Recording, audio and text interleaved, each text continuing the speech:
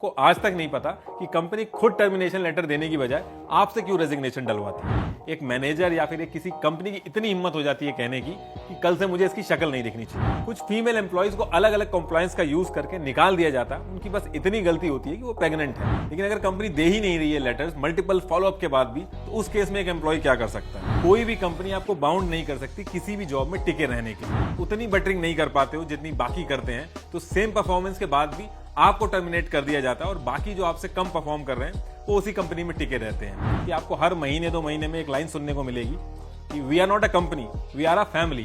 तो इन सब चक्करों में बिल्कुल मत पड़िएगा।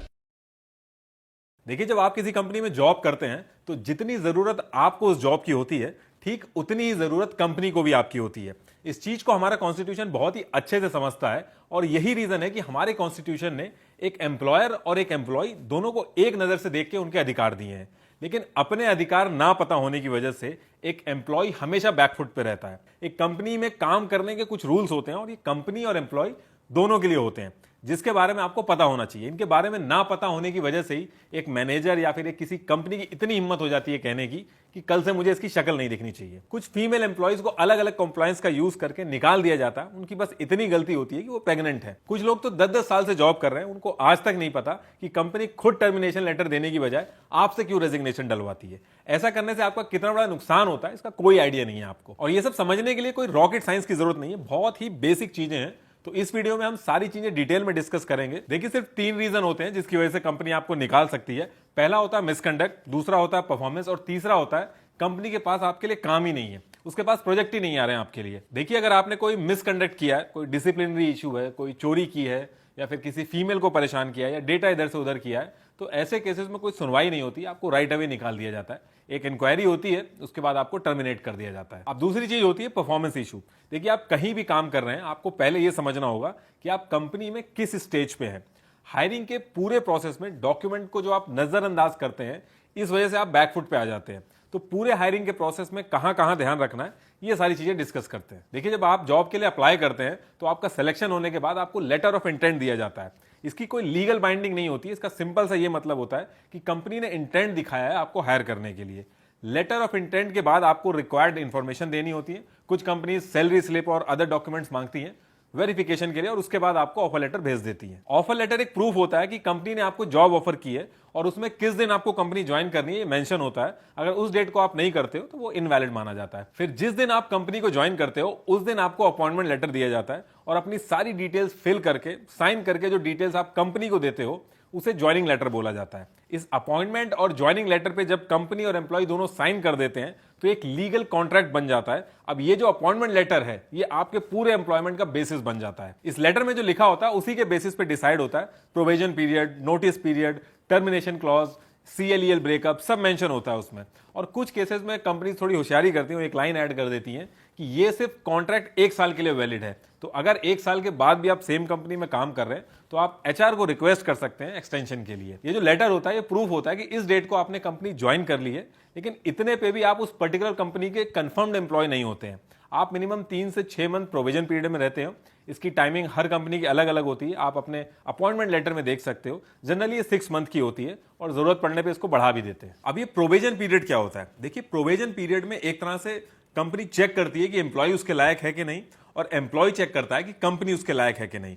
भले ही प्रोविजन पीरियड 6 मंथ का हो, कंपनी आपको बिना कोई रीजन दिए कभी भी निकाल सकती है और सेम चीज एम्प्लॉय भी कर सकता है। बिना रीजन दिए वो कभी भी छोड़ सकता है। इसमें आपको सिर्फ बेसिक राइट्स मिलते हैं जैसे कि national minimum wages, sick leave, maternity leave, और इससे ज्यादा कुछ नहीं मिलता। अगर अपॉइंटमेंट लेटर में नोटिस वगैरह मेंशन है 1 वीक का तो वो मिल जाएगा, वरना वो भी नहीं मिलेगा। जब आप सक्सेसफुली अपना प्रोविजन पीरियड कंप्लीट कर लेते हो उसके बाद आपको कॉन्फर्मेशन लेटर मिलता है और तब जाके आप कंपनी के कंफर्म्ड एम्प्लॉय माने जाते हो। और कंपनी आपको एक झटके से ऐसे निकाल नहीं सकती, आपको सारे कंपनी के बेनिफिट्स मिलते हैं। और अगर कंपनी आपको निकालेगी भी तो उसको कंप्लायंस फॉलो करने होते हैं। देखिए, कुछ कंपनीज ज्वाइनिंग के टाइम पे आपसे बॉन्ड भरवाती हैं, उसमें भारी भारी पैसे लिख देती हैं कि अगर आपने इतने टाइम से पहले छोड़ी तो आपको इतना पैसा देना होगा। कुछ कंपनीज मार्कशीट भी जमा करा लेती हैं। तो देखिए, पहली चीज तो यह है कि इंडिया के कानून के हिसाब से कोई भी कंपनी आपको बाउंड नहीं कर सकती किसी भी जॉब में टिके रहने के लिए। बॉन्ड के केसेस जब कोर्ट में जाते हैं तो अगर कंपनी ने आपकी ट्रेनिंग में पैसा खर्च किया है और आपको किसी वजह से जॉब छोड़नी पड़ रही है तो उस केस में यह देखा जाएगा कि आपने कब तक जॉब की है और एक एस्टिमेट लगाया जाएगा कि आपकी वजह से कितना फायदा हुआ है और आपकी ट्रेनिंग में कितना पैसा लगा है। मान लीजिए 100 रुपए लगा आपकी ट्रेनिंग में और 80 का काम आपने करके दे दिया है, तो आपका जो बकाया 20 रुपए ये आपको देना होगा। और ये जो ट्रेनिंग में पैसा लगा, ये मुंह से बोलने से नहीं होगा कि हमारा इतना पैसा लग गया है। एक एक चीज कंपनी को प्रूफ करनी होगी कि इतना पैसा इसकी ट्रेनिंग में लगा है। और कुछ स्टार्टअप्स तो ऐसा करते हैं कि नॉर्मल पेपर पे ही बॉन्ड बना के दे देते हैं डराने के लिए। देखिए, बॉन्ड एक प्रॉपर स्टैम्प पेपर पे होना चाहिए विद प्रॉपर नोटरी, वरना ये इनवैलिड बॉन्ड होता है। ये जो 10 लाख 20 लाख बॉन्ड में मेंशन किया जाता है, ये सिर्फ आपको डराने के लिए किया जाता है। और कोर्ट भी बहुत अच्छे से इस चीज समझता है कि नए एम्प्लॉय पे एकदम से इतना पैसा खर्च नहीं होता है। इसलिए आप पुराने केसेस देखोगे तो जितने भी केस जाते हैं कोर्ट के अंदर, उसमें एम्प्लॉय के हक में ही फैसले जाते हैं। दूसरा होता है नॉन कॉम्पीट क्लॉज। इसका मतलब कि आप उनके कॉम्पिटिटर को जाके ज्वाइन नहीं कर सकते हो। तो ऐसा नहीं है, आप बिल्कुल ज्वाइन कर सकते हो, भले आपने कितना भी बॉन्ड साइन कर रखा हो। बस एक चीज का आपको ध्यान देना होता है कि कोई मॉनेटरी नुकसान ना करें आप अपनी करंट कंपनी का, जैसे कि उनका डेटा उठा के आप दूसरी कंपनी को दे दें या फिर इंफॉर्मेशन लीक करना शुरू कर दें। तो ऐसे केस में आप दिक्कत में आ जाएंगे। आप भले ही किसी भी कंपनी के साथ काम कर रहे हो, आपको ये पता होना चाहिए कि आप किस स्टेज में एसोसिएटेड है उस पर्टिकुलर कंपनी के साथ। ये जो offer letter, appointment letter, joining letter और कॉन्फर्मेशन लेटर होते हैं, ये हर एक लेटर एक प्रूफ होता है एक पर्टिकुलर सिचुएशन के लिए। अगर आप इसको ध्यान से देखो तो इसके अलावा जो भी चीजें हैं उस पर कंपनी का कंट्रोल होता है। बायोमेट्रिक्स है वो कंपनी के पास है। ईमेल का एक्सेस कंपनी कभी भी बंद कर सकती है। आपका कितना भी याराना हो आपके कोवर्कर्स के साथ, आपके साथ नहीं खड़े होंगे वो। तो ये जो लेटर्स आपको मिलते हैं बहुत ही इंपॉर्टेंट होते हैं, इनको आपको अपने पास रखना है और ट्राई करिए कि इनके जो टर्म्स होते हैं इनको टाइम निकाल के एक बार पढ़ लीजिए। अब क्योंकि ये इंग्लिश में होते हैं तो आपकी इंग्लिश की अंडरस्टैंडिंग बहुत अच्छी होनी चाहिए। अब आप कहोगे कि इंडिया में हम रहते हैं, हम क्यों इंग्लिश सीखें?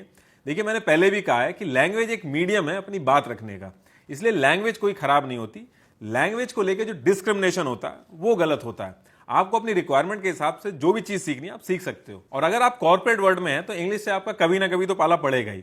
तो इसलिए टाइम टू टाइम आपको इस पे काम करना चाहिए। सिर्फ लेटर की बात नहीं है, बाहर के क्लाइंट से भी जब इंटरेक्ट करना होता है तो उसमें भी आपको मदद मिलती है। तो इसमें आपकी मदद कर सकता है कैम्बली। कैम्बली इंडिया की अकेली ऐप है जिसमें 1-on-1 प्राइवेट इंग्लिश ट्यूटर से आप बात कर सकते हो। ये सभी ट्यूटर्स नेटिव इंग्लिश स्पीकर हैं, मतलब कि वो लोग जिनकी फर्स्ट लैंग्वेज इंग्लिश है, जैसे कि यूएस, यूके, कनाडा जैसी कंट्रीज के लोग। ये ऐप खासकर उन लोगों के लिए जो कि इंग्लिश जानते हैं बट नेचुरली फ्लुएंसी से नहीं बोल पाते हैं। इस ऐप में अलग अलग लर्निंग स्टेज ऑप्शंस हैं, जैसे कि बिजनेस, आइल्स और पर्सनालिटी डेवलपमेंट।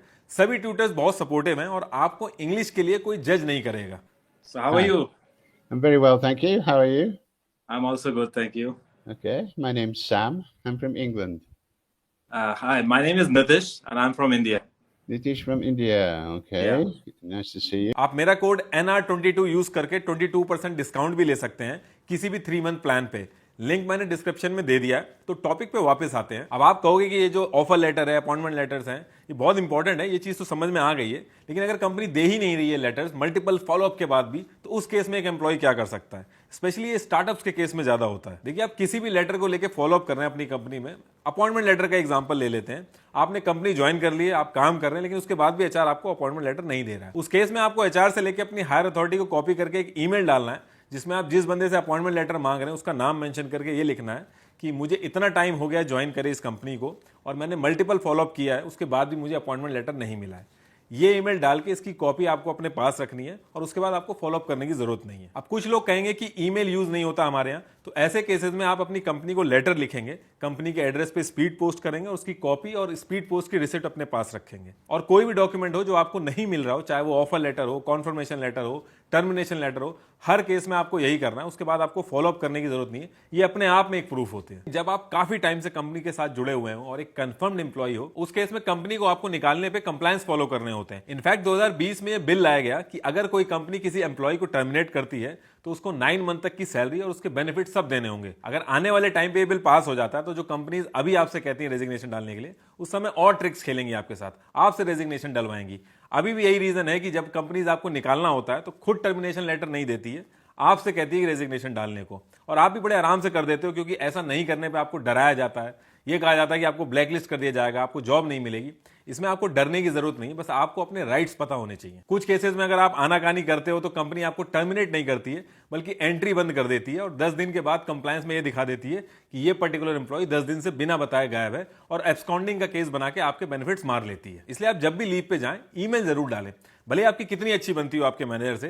इस चीज पे खुश मत होइए कि हमारे यहाँ तो ईमेल का झाड़ नहीं है, हम तो फोन पे ही बता देते हैं। कई ऐसे केसेस हुए जहां पे एम्प्लॉय बता के गया है, उसके बाद भी कंपनीज ने उसका एडवांटेज लेके एब्सकॉन्डिंग का केस बनाया है। इसलिए कॉर्पोरेट वर्ल्ड में आपको किसी के ऊपर ट्रस्ट नहीं करना, बल्कि आपको रूल से चलना है।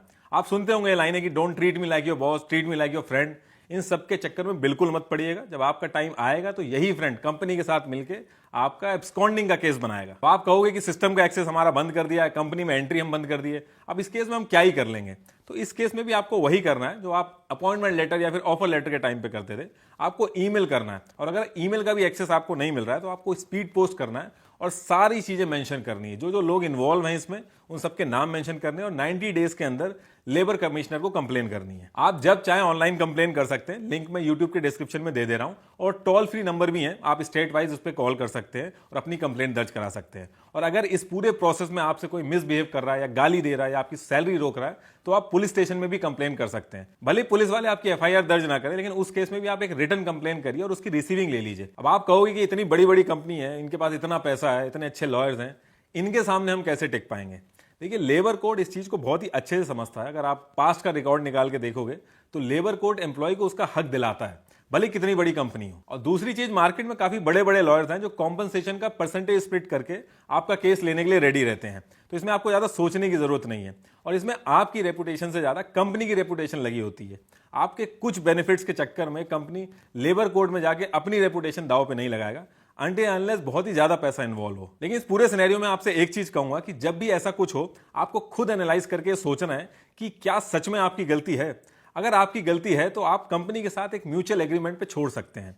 ये सारे एफर्ट्स आपको तभी करने चाहिए जब आपके साथ नाइंसाफी हुई हो, किसी ने आपको डिसरिस्पेक्ट किया हो, कोई गाली गलौज की हो आपसे। देखिए, इसमें जो सबसे बड़ा इशू आता है वो आता है परफॉर्मेंस का। ये कॉम्पिटेटिव वर्ड है, डेडलाइन चेस करनी होती है, और कंपनी भी वहां चैरिटी करने नहीं बैठी है, वो पैसे कमाने बैठी है। तो अगर आप परफॉर्मेंस नहीं दे रहे हो तो कंपनी को पूरा हक बनता है आपको निकालने का, लेकिन इलीगल तरीके से नहीं। अब ये इलीगल तरीका क्या होता है? देखिए, जब कंपनी कंप्लायंस का एक भी स्टेप मिस करके एम्प्लॉय को निकालती है तो उसको इलीगल टर्मिनेशन कहा जाता है, जिसके खिलाफ एक एम्प्लॉय एक्शन ले सकता है। कंपनी खुद टर्मिनेशन लेटर देने की बजाय आपसे रेजिग्नेशन डलवाती है ताकि आपके बेनिफिट्स आपको ना मिल पाए। कभी कभी ऐसा भी होता है कि आप उतनी बटरिंग नहीं कर पाते हो जितनी बाकी करते हैं, तो सेम परफॉर्मेंस के बाद भी आपको टर्मिनेट कर दिया जाता है और बाकी जो आपसे कम परफॉर्म कर रहे हैं वो उसी कंपनी में टिके रहते हैं। ये जो आर्बिट्रेरीनेस है, जो अपनी मन मर्जी चलाना और रूल्स को फॉलो ना करना, ये गलत है। इसके खिलाफ एक्शन आप ले सकते हैं। अगर परफॉर्मेंस की वजह से भी निकाला जाता है तो इसका एक तरीका होता है कि आपकी परफॉर्मेंस को लेकर कभी बताया गया आपको कि आपकी परफॉर्मेंस खराब है, या किसी पीआईपी प्रोग्राम में आपको पहले कभी डाला गया,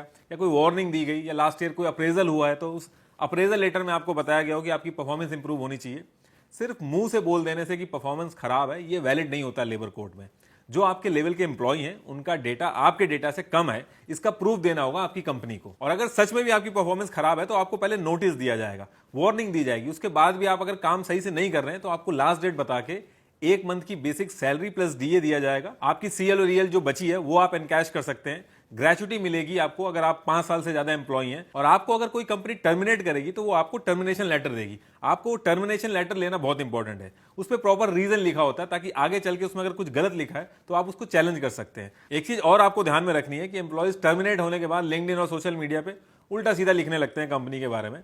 तो ये करने की आपको बिल्कुल भी जरूरत नहीं है, क्योंकि ये करने से कंपनी आपके अगेंस्ट में इसको यूज कर सकती है कि आपकी वजह से उनकी रेपुटेशन का नुकसान हुआ है, उल्टा वो आपसे कॉम्पनसेशन मांग सकती है। तो ऐसा बिल्कुल ना करें। आप बिल्कुल सिंपल तरीके से जो आपका हक है वो लीजिए, और कोई आपको कुछ भी बोले आपको बस हर चीज को डॉक्यूमेंट करना है, उनसे जवाब सवाल नहीं करना है। और इसके साथ साथ आपको यह भी समझना है कि कंपनी ने आपको ले ऑफ किया या फिर टर्मिनेट किया है, ये दोनों अलग अलग चीजें होती हैं। कभी कभी ऐसा होता है कि कंपनी के पास काम नहीं होता है तो वो आपको टर्मिनेट नहीं करती है, बल्कि आपको ले ऑफ कर देती है कुछ टाइम के लिए। मैक्सिमम 45 डेज के लिए आपको ले ऑफ करा जा सकता है। ले ऑफ के टाइम पे आपको 50% बेसिक प्लस डीए मिलता है, और 45 डेज के बाद जैसे आप टर्मिनेशन के रूल्स फॉलो होते हैं और उसके जो बेनिफिट मिलते हैं वो मिलता है आपको। लास्ट में एक चीज कहूंगा, स्पेशली जो नए नए कॉर्पोरेट वर्ल्ड में एंट्री कर रहे हैं, कि आपको हर महीने 2 महीने में एक लाइन सुनने को मिलेगी कि we are not a company, we are a family. तो इन सब चक्करों में बिल्कुल मत पड़िएगा। ये कॉर्पोरेट वर्ल्ड है, यहाँ सारी चीजें प्रॉफिट और लॉस से चलती है। अगर कोई कंपनी आपको 1000 रुपए दे रही है तो वो इसलिए दे रही है क्योंकि आप उसको 10,000 का काम करके दे रहे हैं। जब ये प्रॉफिट देना आप बंद कर दोगे तो यही फैमिली आपको निकाल के बाहर कर देगी।